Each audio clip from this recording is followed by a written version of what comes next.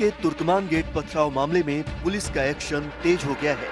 Police ने इस मामले में 5 आरोपियों को गिरफ्तार किया है, जिन पर आधी रात पुलिस और एमसीडी की टीम पर पथराव करने का आरोप है। इन आरोपियों के नाम हैं काशिफ, मोहम्मद कैफ, मोहम्मद अरीब, अदनान और समीर, जबकि अन्य फरार आरोपियों की पहचान के लिए बॉडी वॉर्न कैमरों और वीडियोग्राफी की मदद से सबूत इकट्ठे किए जा रहे हैं। तुर्कमान गेट पे जो कल रात स्टोन पेल्टिंग का इंसिडेंट हुआ है, इसमें दिल्ली पुलिस ने धारा 121, धारा 123, 221 भारतीय न्याय संहिता और धारा 3 prevention of damage to public property act और 191 जो कि राइटिंग की धारा है के तहत मामला दर्ज कर लिया है। 5 लोगों की मौके से गिरफ्तारी हो गई है। ये मामला स्पेशल स्टाफ के इंस्पेक्टर इन्वेस्टिगेट कर रहे हैं। तुर्कमान गेट पत्थरबाजी मामले की जांच के लिए दिल्ली पुलिस ने स्पेशल टीम का गठन किया है। पुलिस ने अब तक 50 लोगों की पहचान की है, जिनकी भूमिका साजिश से जुड़ी बताई जा रही है। जांच को अलग अलग एंगल से आगे बढ़ाने के लिए स्पेशल टीमों को अलग अलग टास्क दिए गए हैं। एक टीम पत्थर फेंकने वालों की पहचान और उनकी भूमिका की जांच कर रही है, जबकि दूसरी टीम सोशल मीडिया एक्टिविटी खंगाल रही है। एफआईआर रजिस्टर करके हमने एक स्पेशल टीम बनाया है।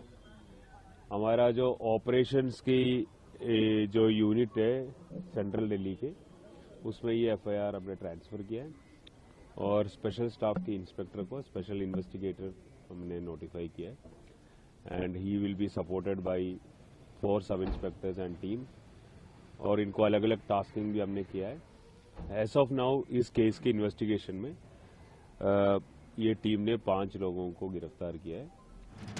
ये पूरा बवाल उस वक्त शुरू हुआ जब कुछ लोगों ने दिल्ली पुलिस और एमसीडी की अवैध अतिक्रमण के खिलाफ चलाई जा रही कार्रवाई के दौरान दिल्ली की फैज़े इलाही मस्जिद को गिराए जाने की अफवाह फैला दी। वहीं अब इस मामले को लेकर सियासत भी शुरू हो गई है, जिसमें समाजवादी पार्टी के पूर्व सांसद एसटी हसन ने पथराव की घटना को सही ठहरा दिया।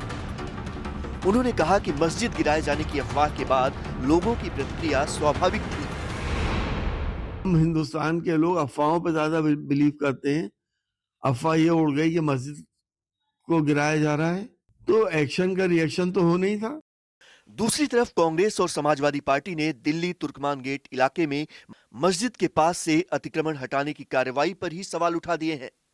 या जब कभी अवैध कंस्ट्रक्शन गिराए जाते हैं तो हो हल्ला होता है और बहुत जगहों पे होता है, लेकिन एक बात समझ में नहीं आती कि 1 बजे रात 16-17 बिलडोजर के साथ पहुंच गए, तो क्या एक मैसेज देने की कोशिश की जा रही है कि देखिए हम इनको दुरुस्त कर रहे हैं, लेकिन सरकारी काम में बाधा डालना चाहे जिस तरह से, उसका हम समर्थन नहीं करते। दिल्ली में दिल्ली सरकार के आदेश पर कुछ निर्माण गिराने के लिए लोग गए और बिना किसी न्यायालय के आदेश के मकान गिराने की कार्रवाई करना पूर्ण रूप से अनुचित और निंदनीय है। सुप्रीम कोर्ट ने बार बार कहा है कि अगर किसी का मकान गिराना है तो पहले कोर्ट का आदेश होना चाहिए, लेकिन भाजपा सरकार के मुख्यमंत्री ही खुद ही न्यायाधीश बन गए हैं और न्यायाधीश बन करके वो लोगों के मकान गिराने का काम कर रहे हैं। उधर तुर्कमान गेट के बाद अब दिल्ली के जामा मस्जिद इलाके में भी अतिक्रमण हटाने का अभियान शुरू किया जा सकता है, क्योंकि दिल्ली हाईकोर्ट ने नगर निगम को निर्देश दिए हैं कि वो अगले 2 महीनों के भीतर ऐतिहासिक जामा मस्जिद के आसपास के पूरे इलाके का सर्वे करे, और अगर इस सर्वे में कोई भी अवैध निर्माण या अतिक्रमण पाया जाता है तो उसे तुरंत हटाया जाए। दिल्ली हाईकोर्ट ने ये आदेश एक याचिका पर दिया है, जिसमें जामा मस्जिद के आसपास अवैध पार्किंग और अवैध निर्माण के आरोप लगाए गए हैं।